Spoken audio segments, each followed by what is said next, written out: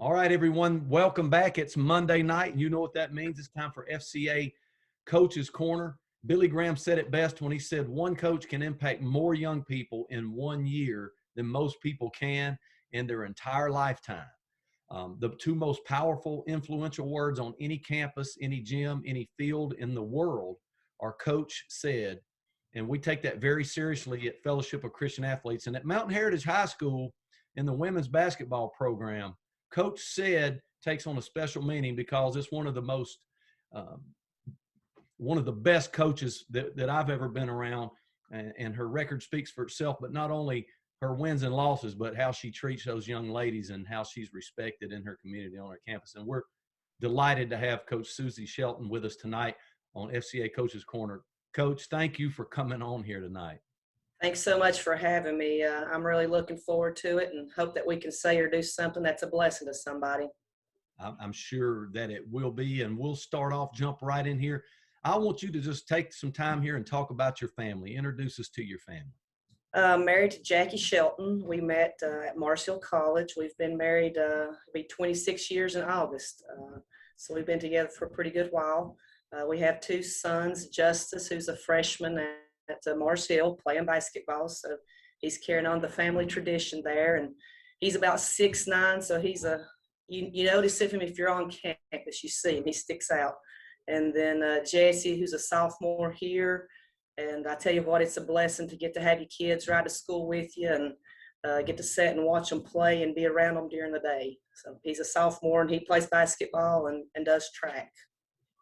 That's outstanding. And yeah, my daughter did a little track and field, so following those track meets around was exciting. That 6'9", I didn't realize he was 6'9". That's amazing how quickly they grow. Yeah, and I've got my Mars Hill. I went to Mars Hill too, like Coach Shelton. So I'm representing today with my throwback Mars Hill football shirt on.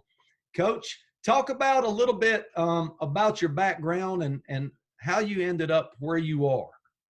Well, I'm originally from Yancey County, so I played my high school ball here, graduated here in '92. Was very blessed to get to go to Mars Hill, got recruited by one coach, but played for another one. And, you know, sometimes that doesn't work out, but it worked out for me. And me and Coach White, we're good friends. She's back in coaching high school, and we talk every year. So I was blessed to have a coach that I could, relate to and talk to. Played there, got out, went to Madison, did a year there. And then the Lord just opened the door to come back to Mountain Heritage. Came back here and was an assistant for 2 years. And then for some reason, I thought I was ready and took over the head job. And I've been here 25 years coaching and 22 years as a head coach. So I think I must be getting old. I don't know.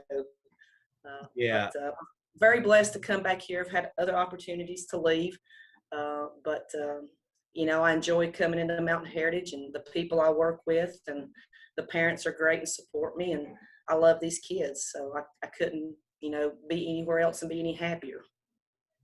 And you sound a lot like me. Right out of college, I came back immediately to Hendersonville High School and spent my whole career there till I got into being a principal with the little kids. Bruce tries to be very similar story, so I can totally relate. And yes, we get old quickly. It goes so fast. And while you were at Mars Hill, I mean, you ended up being in the Mars Hill Hall of Fame for your basketball career there. I had some success. You went in my freshman year, and our team was not great. I think we finished. I think there was 8 teams in the conference then. We finished somewhere around 6th. And be honest with you, that was the first losing team I think I had ever played on. And there was a girl by the name of Sherry Brown, was a freshman. She was my roommate, and she'd played at Hayesville for 4 years and had won 4 state championships. So she was not used to losing. And another freshman was Deshaun Watkins, who had played at Reynolds and won a state championship. And we kind of got together and, we said, we're not doing this again. And, a lot of times you look to older people for leadership, but I think us as freshmen, we just said, we're not going to lose. And we started putting the time and the work in. And by the time we left there, we won the conference. My senior year, we made it to the NCAA playoffs for Division II, which was the first time. And that year we ended up beating like the number third ranked team and eighth ranked team in the nation. So, you know, for some country girls coming together and saying, we're not going to lose, we really stepped up and made a difference and made a change in the culture there as well. It's amazing how it can do that. Just the work, and later on in this interview, I'm sure that's going to come up when we ask you for some advice to young players. So we'll hold on to that thought for right now. But I'll tell you something else that's cool that people might not realize is you actually played on the, if I'm not mistaken, the inaugural WNBA season for the Charlotte Sting. Could you speak to that a little bit? Yeah, you know, when I left, I remember losing that last game at Mars Hill and coming out of the locker room, and I was honestly just distraught because I had played basketball since I was in second grade, and I was kind of like, what now? You know, I'm not going to have practice. I'm not going to have something to work towards. And, you know, I think a lot of kids coming out of high school and college, they have that, you know, they kind of feel lost. What now? I don't have sports. And it was kind of funny. I really didn't know they were talking about having a season. And Coach White sent me some info on an open tryout at Charlotte, and I went to that. And that was a process. Went down there. There was 300 women showed up that day, and we went through drills and scrimmaged all day long. And I'm not going to lie to you, by the end of the day, I could barely walk. Somehow I made it through that cut and came back the next day, and they brought in like the Division I All-Americans, you know, and threw us in with them. And we played all day Sunday, and I made the cut, went in as a what they called a kind of like a practice player is what we call it, but I was a developmental player. And after being there about, I don't know, a month, the coach called me in and said, Susie, we're cutting another girl and we're bringing you up to the team. And so got to actually be on the main team and travel. We got to play in like the main, you know, places that the men play, like New York Knicks play and where the Los Angeles Lakers played. And so it was a really cool experience. I got to see a lot of the NBA players because they would come to the games. So was blessed to see that. But that was when the job opportunity opened up here at Heritage. And, you know, that's the job I kind of had wanted. And contrary to what people think, so there was not a ton of money in the WNBA at that time, and no health insurance. So where I was a diabetic, I made the responsible decision to come back and take a job teaching where I could have insurance. But was definitely something worth doing and seeing, and have some stories from that. And I was looking at that first roster, and I remember one of your teammates. I'm the same age, right around the same age. Rhonda Mapp, that had played at Asheville High. Yeah, from Asheville. Wow, I never saw in high school. That was the best high school woman player I ever saw at that age. So for you to be with people like Rhonda Mapp just speaks to the athletic desire and drive that you had to make that team. Well, and Rhonda was a super nice lady. She was so positive, you know, very, very nice to me, took me in. The lady I actually backed up was Vicky Bullitt, who played at Maryland, and she was like a 2-time gold Olympian. So you talk about having to go against the best every day in practice. I did, but I learned a lot from her. She was a very good player. Wow, what a resource for your kids and for that school to play at that level. And you hit a milestone a year or two ago, and I don't even know. Are you to 500? You got over 400 wins now. I don't know if you're I'm not. I'm like at 425. So to be honest with you, I'm chasing like 454. That's Coach BJ Johnson. Barry Johnson was the coach here, so he holds the record at Mountain Heritage. So I'm trying to get to 454 before I worry about the 500. But there again, when you start getting those numbers, you're getting up there in age. So right, that's a lot of wins. To hit that, you know, when I was at Hendersonville, trying to hit that Joe Hunt milestone for football. So it's always good to have that to have something to drive you like that. Now, I'm sure everybody watching this is going to want to talk about that 2018, 2019 wonderful season where you ended up winning the state championship by double digits against Farmville Central, who's kind of a staple in that championship game. I just want you to take a few minutes and talk about that run and that season, Coach. Well, the year before that, we had made it to the regional finals, had a very good team. And we kind of thought that team was going to be the one that we might get the state championship with. And it came up a little short. Graduated a lot of talent off that team. So coming back, to be honest with you, I was worried about winning conference. That was my goal, was to get conference that year.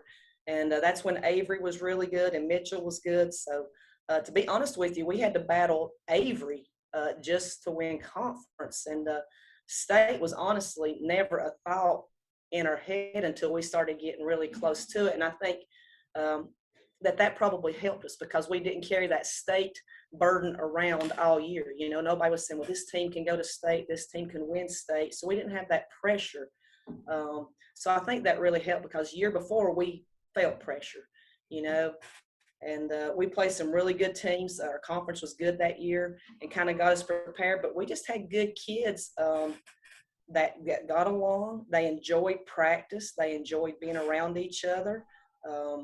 We had Hannah Tipton in that game, played great that game.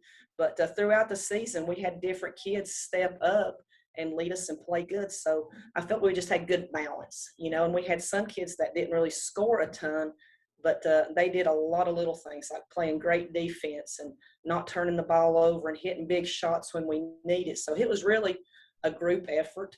But to sit back and watch it unfold, it was pretty amazing, and to get to see those kids enjoy that, and to do that. And it was the first for our school, not just first for, Lady Cougar basketball, but it was the first state championship for a team in our school and our community. It was crazy, the love and support that they showed throughout it. But afterwards, I mean, they shut down the town on a Saturday and threw us a parade. And, I thought, we'll have some people show up. It was crazy how many people showed up for that parade. And even today, people still talk about it.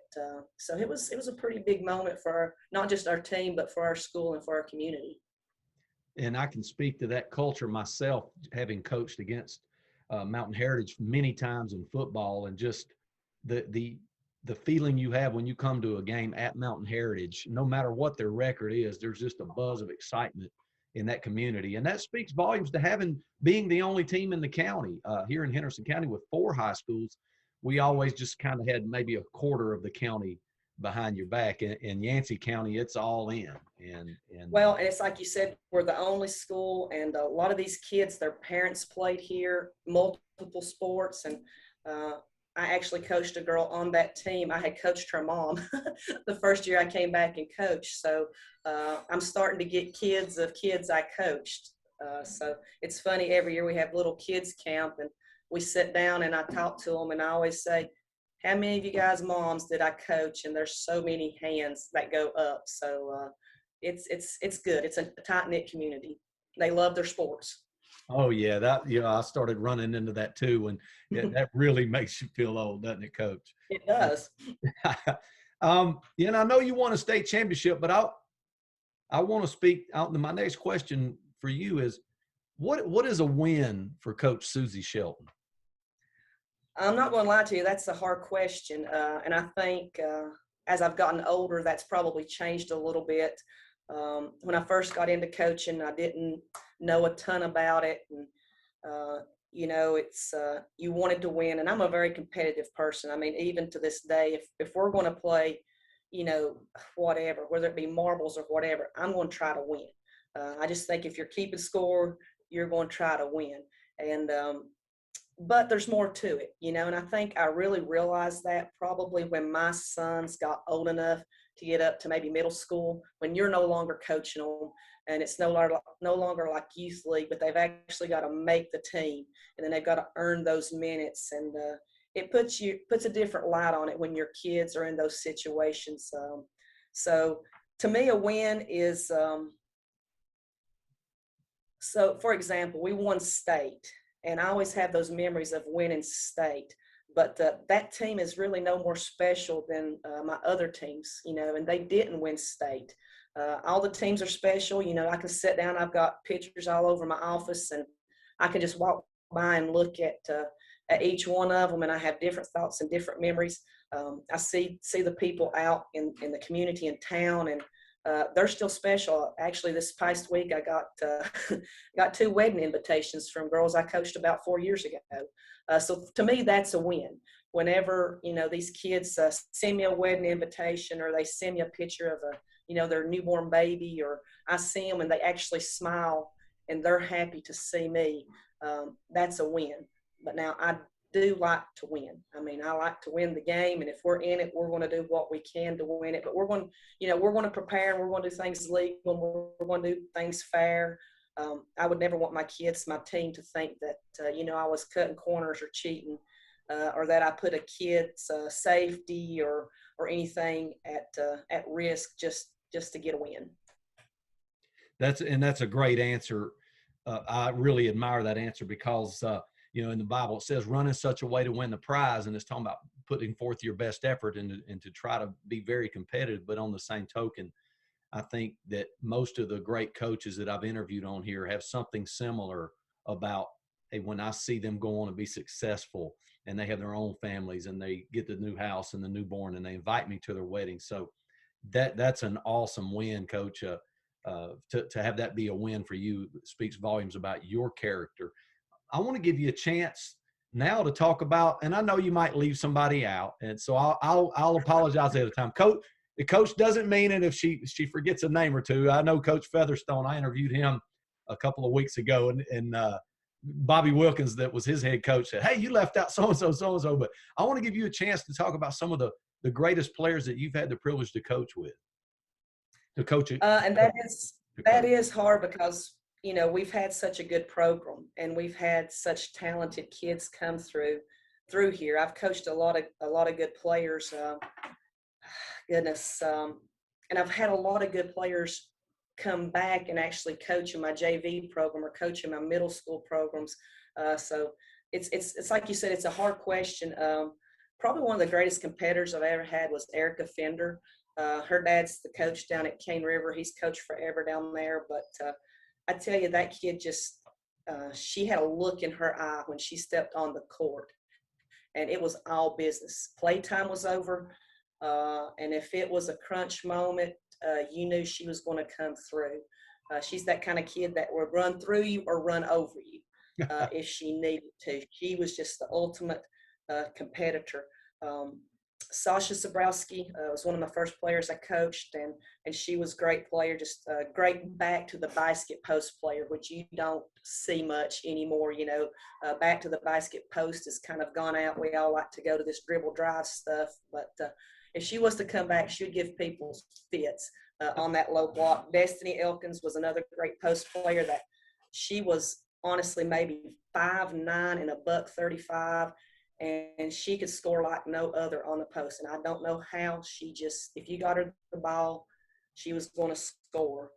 Of course, Hannah Tipton, she's been with us for 4 years. Her stats are amazing. She would actually be our all-time leading scorer if we had a normal season this year. We kind of lost our conference tournament, which would have been 2 games, and we lost 2 preseason games because of COVID. And if we had just got those in, she would be our all-time leading scorer. But she came up just a little bit short, and I hate that for her because of the COVID cutting the season short. But she's one of those players that made people better around her. She could get people open. She could draw the defense. I would hate it to guard her. She's one of those people that can make the moves, and you can hear people in the stand go, and she makes you look bad. And she'd do it the whole time while she was smiling. So she's definitely one of the best players I've coached. She made me look good, put it that way. But, I mean, like I said, I could go on and on. I could add 10 or 12 more names to that. So if I left, and then Sierra Chandler, forgot her. She played 4 years, and she could just light it up. I mean, she could, and she was that kid that was going to break her scoring for the game, points for a game, and she quit shooting. And I called her over, and I was like, Cece, we're running plays for you, shoot. She said, yeah, but I don't want to be a ball hog. I said, honey, you're not a ball hog. The whole team wants you to break this record. So, I mean, that's the kind of kids, we have here. I got to call them over and say, break this record. Because she was worried about being a ball hog. So definitely blessed.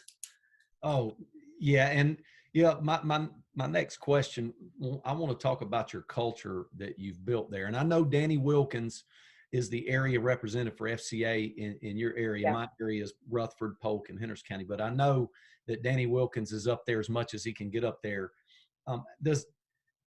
Speak about how you built the culture of your basketball program and how FCA might fit in that culture, Coach, if you don't mind to speak to that. Well, one, I want to say thanks to Danny because we are blessed to have him. He's great. Our culture here, I think I'm a big Pat Summitt fan. Always been a Pat Summitt fan, and she has a quote that says, "I tell you how I'm going to beat you. We're just going to outwork you." And I think a lot of times my culture here is that we're just going to work. If you're going to play for me, you're going to put some time in, you're going to work. And my goal is that when you come in as a freshman and you leave as a senior, I can see that there has been player development, that we've fixed things, that you're much better than you were, and that as a player, you've grown. So I think, now we like to have fun. Don't get me wrong. We like to do a lot of things that's fun. But I think, for a program to have success like we've had year in and year out, kids are going to have to sacrifice a little bit of me time and put it in for the team. And I think our kids do a good job of being unselfish and playing for each other, not just themselves. And, the parents have to buy into that too. You can't just have the kids buying in. So we've been very blessed to have kids that work hard, buy into what we want them to do, and, play for each other, not just themselves. As far as FCA, I did FCA when I first came back here. Then I had kids, and our meetings were always in the morning, and I had 2 toddlers, and I couldn't get here. So I turned it over to Coach Johnson, and he ran it for years. And then when he left, I kind of took back over. And so, our FCA's always been in good hands. And Franklin Cox, who teaches English here, and he's my JV girls coach, he helps me. And actually, he does just as much as I do. So very blessed to, we're blessed to have a female and a male figure in FCA. And the kids absolutely love him. We've struggled a little bit with the COVID, with not being in school because we always had our meetings in person, but we switched them over to Google Meets, and it's went well. And I've actually been in talks with our kids on trying to let's keep those up because not everybody's going to come in person, but we need to start meeting and getting back to in person. We need that in-person fellowship. You talk about how it's affected maybe basketball. I can honestly say at times with our society culture that I've probably held back sometimes on things that I've wanted to say or maybe should have said for Christ or, maybe witness to a kid because as you're teaching and coaching, sometimes that's not always approved and looked upon favorably. But Danny had sent me a text, a big old long text long back that he had I think one of his coaches' breakfasts or prayer groups or whatever, and it really challenged me. It was, do your kids know, the kids that play for you, do they really know that you believe in Christ and, what your testimony is? So I battled back and forth with that this year, and I'm not going to lie to you, one day in the locker room before, I guess it was after practice, I just told him, I said, guys, we've got to talk. I said, you guys know I do FCA and I've invited you. And I said, some of you come. I said, but I've been challenged last week and it's took me this long to get to where I can talk to you about it. I said, but I just want you to know that, first of all, I am a Christian. Okay. And secondly, that if you ever have any questions about anything related to religion or Christ or FCA, or you need to talk, or if there's something going on in your life where you need some guidance or you want somebody to pray with you, I'm here. I don't want you to think you can't approach me. I said, you don't have to approach me as a coach or whatever. I said, you can approach me as a believer. And time we got done, there was a lot of tears in that locker room. And, it's just to the point where I felt it was important that those kids know where I stood and what I believed in. And, didn't get any backlash from it. So it was great. Wow. That's an awesome story. And Danny Wilkins has a way about challenging people. I can see why when he gets to Asheville High, he can make you he can make you want to be better. Yeah, he does. Yeah, he's so, yeah, I've enjoyed working with him the last year and a half since I came on staff. But thanks for sharing that. And that just, once again, speaks volumes as to why Mountain Heritage is a wonderful school with a wonderful tradition and a wonderful basketball program. So before we get into the advice part, if I play for you or kids play for you, what would you want them to say about you 10 or 15 years down the road after they've been under your leadership? What would you want to hear kids say about you? It's funny, you get kids back together like at ball games, and I go over and talk to them, and they always have stories, and as they get older, the stories get bigger and better, and they embellish a little bit. But I've always said that, if a girl's played for me, that they would say, I would like for my daughter to play for Coach Shelton, that they enjoyed that experience enough, that they trusted me enough, that they would want their daughter to play for me. I'd want them to say that I pushed them, because I do push you. I want you to get out of your comfort zone, and that I was fair, or that if for some reason I wasn't fair, that, we talked about it. I remember one time I got on a kid pretty hard, and when I calmed down, I realized I was, past the line of being sensible. And I went back and apologized to her, and she looked at me and she said, it's fine. She said, I knew you were having a bad day and you didn't mean nothing. So, it was important to me to clarify it with that kid, but it made me feel even better that she knew that really wasn't, my everyday, appearance with the players.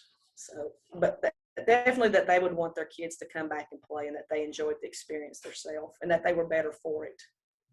Wow, that's a big compliment too. If you're coaching, they want their kids in your program. So thank you for sharing that. All right, I always like to finish up, Coach. Any advice you want to give parents or young players or both groups? Any advice from the coach? I don't know. Right now, I think with the COVID, the way things have changed, I've seen a lot of kids just getting content to sit at home, to be online with their phone or the computer. I would say kids, lay the phones down, lay the computers down, and get up. I talked to a kid yesterday. She was trying to decide on, if she wanted to play basketball next year. It was a JV kid coming up, and she's talking about maybe getting a job. And I said, listen, you're going to work for the rest of your life. This is the last chance you're going to get to play with your friends. I would just say, kids, don't be afraid of working hard. It's okay to, I think kids nowadays, they're kind of like a microwave society. When they try something, they want instant success. And if they don't have instant success with it, they think, A, I can't do it, or B, I don't want to work that hard for it. And I think the kids that really excel are the kids that put time into it and push themselves and get out of their comfort zone. I wish our kids liked challenges more than they do right now. Parents, and I feel weird giving parents advice, but let your kids grow up, hovering over them, trying to make everything perfect and thinking that you got to control every instance and every situation. It's not helping your kids. They're going to have to go, to college or to the military or to get a job, and life's not perfect. It's not going to always be fun. And these kids need to grow up, and they need to mature. And when they can have little bitty spells of failure here, in high school and work through it, then they'll be better prepared when they get out into the real world. And it's hard to grow if you don't ever get challenged or, don't ever have to face hard things. So, and I've done that with my kids. I've tried not to make things perfect, and they will testify to that. But let them grow up. Let them be young men and young women. And if they're not the best one on the team, it's fine. If they're not the smartest one in class, it's fine. As long as they're giving their best effort, that's all you can ask for in anything. That's great advice. And it's fun. It's just fun for me to hear every time I interview a coach, the different advice, because man, I've grown just listening to their advice. And I bet. Wish sometimes I could go back and do things differently, but all we can do is press on. Coach, if you don't mind, I want to say a quick prayer over you and your program before we close out, and then finish up with anything else you'd like to say, and then we'll end our time. Sounds great. Hey, dear Lord, thank you for Coach Shelton and what she means to the Yancey County, that community and that school, and especially that basketball program. How lucky for a group of ladies constantly getting to come through for over 20 years and play under the leadership of such a wonderful leader and person. Dear Lord, we just pray continued blessings on her, her family, and that program. In Jesus' name I pray, amen. Thanks, Coach. Anything else you want to say before we get off of here?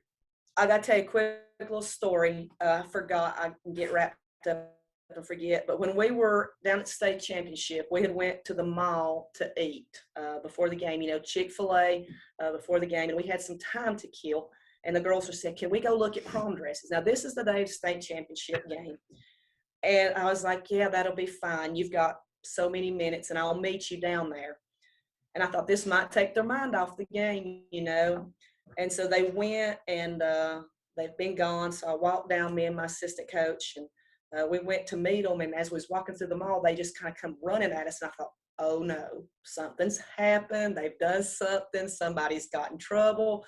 And so one of them came up, and she said, you'll never believe what just happened. I was like, what? And she said, some little old grandma stopped us because they all had on matching shirts, said state championship, yada, yada, yada. And she said she asked us if we had won, and we told her no, that we were playing later today. And she said she wanted to pray with us.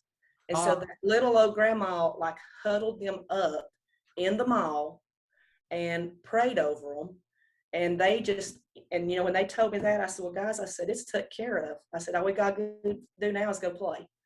And, that really touched me. And I think it really meant a lot to those kids. I know it gave me a little bit more peace than I had at the moment. So I was thankful that somebody would do that and stop with a bunch of, strangers and just pray over them. So I really believe that was the Lord trying to calm some nerves before we went and played. Oh, yeah. And I'm glad that's how that story was going. There for a minute, I thought you were going to say Farmville Central's players were in the prom dress shop and your kids got in a fight over a dress. So now, we might have beat them on the basketball court that day. We would not have beat them in a fist fight. They were much bigger than us. So. Oh, man. So, yeah, Coach, this has been a pleasure. I've had a blast. And thank you so much for being on here. And we'll catch up with you sometime in the future. Okay. Thanks for having me. I appreciate it. All right.